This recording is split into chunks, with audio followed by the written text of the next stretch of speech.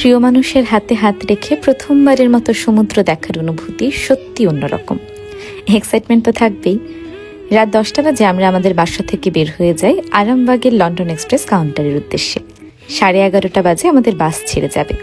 যদিও সেদিন 10-15 minute late করে 11:45-এর দিকে আমাদের বাস ঢাকা ছেড়ে কক্সবাজারের উদ্দেশ্যে রওনা দেয়। সেদিন ভীষণ জ্যাম ছিল। জ্যাম ঠেলে মাঝরাতে আমরা কুমিল্লায় গিয়ে উপস্থিত হই। সেখানে একটি হাইওয়ে রেস্টুরেন্টে একটু খাওয়া দাওয়া করি। তারপর সারা রাত জার্নি করে পরের দিন সকাল 9টা বাজে আমরা কক্সবাজারে পৌঁছে যাই। পৌঁছে তো আমার মনটা একদমই ভালো হয়ে যায়। এখানে ডলফিন মোড়ের থেকে আরেকটু সামনে গেলে আমাদের হোটেল, আর হোটেলে যাওয়ার পথেই দূর থেকে কলাতলি বিচ দেখা যায়। যেহেতু আমাদের চেক ইন দুপুর 2টায়, তাই আমরা আমাদের লাগেজগুলো হোটেলে রেখেই সি বিচের উদ্দেশ্যে রওনা দিই। আর সি বিচে যেহেতু যাবো, একটি সানগ্লাস তো লাগবেই। ঢাকা থেকে সব নিয়ে এলেও আমি সানগ্লাস নিয়ে আসিনি, তো এই জায়গা থেকে আমরা আমাদের পছন্দ মতো একটি সানগ্লাস নিয়ে নিয়েছি।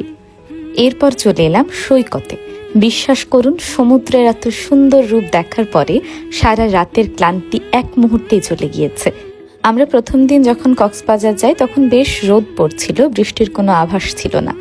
তবুও ঠান্ডা বাতাসে শরীর যেন একদম জুড়িয়ে যাচ্ছিল। সুন্দর ঠান্ডা বাতাসের কারণে আসলে রোদটাও তেমন গায়ে লাগছিল না। সবাই সবার মতো করে সি বিচে আনন্দ করছিল।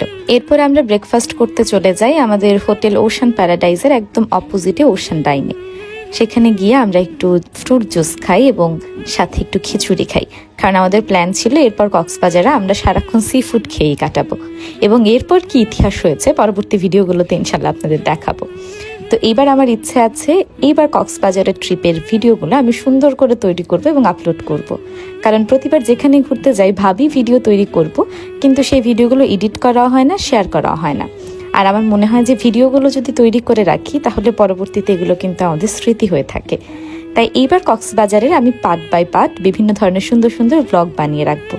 আমরা ওইখানে সি বিচের চেয়ারগুলোতে বসেছিলাম। সেখানে দেখলাম কক্সবাজারের ছোট ছোট বাচ্চারা সিশেল দিয়ে তৈরি বিভিন্ন জুয়েলারি নিয়ে আসছিল। এই বাচ্চাগুলো আসলে আমার ছোট ভাইয়ের সমান, ওদেরকে দেখলে আমার ভীষণ মায়া লাগে। আমি আসলে একটা পায়েল কিনতে চেয়েছিলাম, পরে এই ছোট্ট বাচ্চাটার কাছে পার্লের তৈরি সুন্দর একটা পায়েল পাই, আর এটা আমার এত পছন্দ হয় যে আমি সাথে সাথে এটাই কিনে ফেলি। দূরে দেখলাম বয়স্ক একজন আঙ্কেল নিজের মতো করে আনন্দ করছেন। এই বয়সের কোনো মানুষ যখন ঘুরতে গিয়ে আনন্দ করে সেটা দেখতে আমার ভীষণ ভালো লাগে। সমুদ্রের গভীরতা যেন হৃদয়কে আরও বেশি প্রশান্ত করে তোলে। মনে হয় না 10-12 ঘন্টা জার্নি করে আমরা এখানে এসেছি। আর সাথে যদি প্রিয় মানুষ থাকে তাহলে তো কথাই নেই। আমার মনে হচ্ছিল দৌড়ে আমি সমুদ্রের ভেতরে চলে যাই, কিন্তু দুর্ঘটনার ভয়ে আমি আসলে এর বেশি দূর যেতে পারিনি। তারপর দেখলাম একটি রাজকীয় ঘোড়া। সেদিন যদিও আমরা ঘোড়ায় উঠিনি, তবে কক্সবাজারের দ্বিতীয় দিনে আমি ঘোড়ায় উঠেছিলাম। আর ঘোড়ায় উঠতে গিয়ে আমার যে কি নাজেহাল অবস্থা হয়েছিল তা বলার বাইরে। কিছুক্ষণ পর দেখলাম যে বৃষ্টি চলে আসছে আর আমাদেরও চেক ইনের সময় হয়ে গিয়েছে।